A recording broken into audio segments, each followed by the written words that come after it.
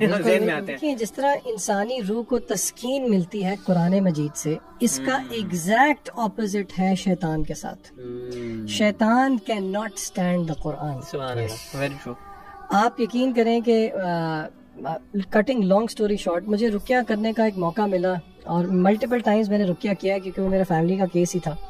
اور رقیہ تھوڑا بتا بھی دیں ہماری آڈینس کو شاید نہ پتہ. رقیہ کوئی یہ نہیں ہوتا کہ کوئی خاص چیز ہے. رقیہ کا مطلب بیسیکلی یہ ہے کہ وہ آیات یا قرآن مجید کا کوئی بھی پورشن آپ کسی بندے کے سامنے جو کہ یا تو پوزیسڈ ہو یا اس کو کوئی فزیکل پین ہو یا کوئی اسپرچل مسئلہ ہو، یعنی کہ اللہ نے قرآن سورۃ الفاتحہ کا ایک نام شفا ہے، شفا ہے. قرآن مجید کو خود اللہ نے جو ہے وہ شفا سے تعبیر کیا ہے قرآن مجید کے اندر ہی.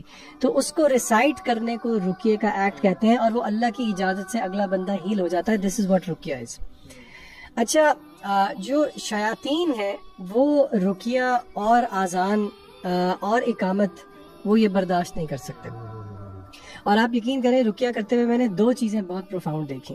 نمبر 1، رقیہ کرتے ہوئے میں نے جو میرے سامنے جو کیس تھا اس پہ پوزیشن ہوئی ہوئی تھی، جو ہاتھوں کے سائنس تھے علی بھائی وہ سارے وہ تھے جو کہ میوزیشینز کرتے ہیں. اچھا، یعنی کہ ٹو مائی سرپرائز اس میں سے اکثر سائنس مجھے نہیں پتا تھے اور جب میں نے آ کے بتائے تو مجھے پتا لگا یہ تو میوزیشینز کے سائن ہیں.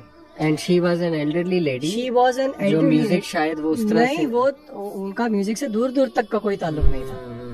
اور آپ اس چیز سے آڈینس ریلیٹ کرے، یہ ریسنٹلی پچھلے سال میں جو کانسرٹس ہوئے ہیں آپ کو پتا ہے، جو ضیاء بھائی بھی بہت کوٹ کرتے ہیں، جس میں یہ پورے انہوں نے سیٹینک ریچولز کیے تھے. اچھا، اور دوسری بات جو میرے لیے پروفاؤنڈ تھی وہ قرآن مجید کی تاثیر تھی. آپ یقین کریں، شاید سننے والوں کو یقین نہ آئے لیکن کیونکہ میں نے تو فرسٹ ہینڈ ایکسپیرینس کیا ہے. میں سورۃ الفاتحہ پڑھتا تھا، میں آیت الکرسی پڑھتا تھا اور میں سورہ یہ فلق اور سورہ ناس پڑھتا تھا، آگے سے چیخوں کی آوازیں آتی تھی ایز اف آپ کسی کو آگ لگا رہے ہیں. یعنی کہ وہاں سے مجھے اندازہ ہوا کہ یہ اللہ کا کلام ہے، اس میں کیا تاثیر ہے. اور آن دا کنٹری پھر مجھے شرم بھی آئی کہ دیکھو کہ یہ اس میں اتنی تاثیر ہے قرآن مجید کے اندر کہ اگر یہ شیطان کو آگ لگا سکتا ہے تو یہ ہماری روحوں کو کیوں تسکین نہیں دے سکتا. اسی لیے یہ بات سمجھنے کی کوشش کریں کہ اگر ہم میوزک سن رہے ہیں، we are opening doors to شیاطین. عبدالعلیم نے جو مثال دی وہ راول پنڈی کے ایک مشہور راکی ہیں جنہوں نے رمضان کے دنوں میں وہ کسی پہ رقیہ کر رہے تھے اور وہ جو میوزک تھا وہ ہمسایوں کی طرف سے نہیں تھا، وہ جو یہ اٹھانے کے لیے نہیں آتے سحری کے لیے، وہ ڈھول والا تھا. وہ کہتے ہیں میرے 4-5 گھنٹے کی رقیہ کی محنت پہ پانی پھر گیا اسے ایک ڈھول والے کی وجہ سے.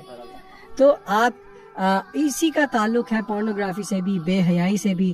باتھ روم میں دعا نہ پڑھ کے جانا، غصے کی حالت میں بہت زیادہ ہونا، موسیقی کا ہونا، یعنی کہ اگر آپ کے گھر میں میوزک ہے it is an open door for شیاطین کہ وہ آپ کی زندگی میں انٹرفیئر کر سکتے ہیں. بالکل. میں نے دین کی طرف جب آنا شروع کیا تو میری لائف میں ایک ایکسیڈنٹ ہوا تھا جس کا میں نے پہلے بھی ایک دفعہ ذکر کیا.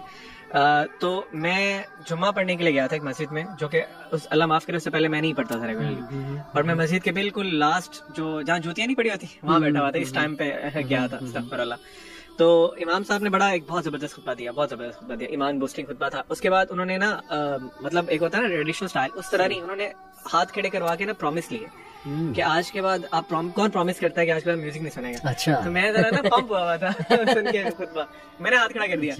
اور وہ اللہ کا اتنا بڑا احسان ہے کہ اللہ تعالیٰ نے، ویسے تو اللہ معاف کرے کہ بعض کا چیزیں آگے پیچھے ہو جاتی ہیں، لیکن اللہ تعالیٰ نے اس میں اتنی ہیلپ کی کہ میں نے اسی وقت پہ ڈیسائیڈ کیا کہ اب نہیں میں نے میوزک سننے والا بھی گناہ کرتا ہے.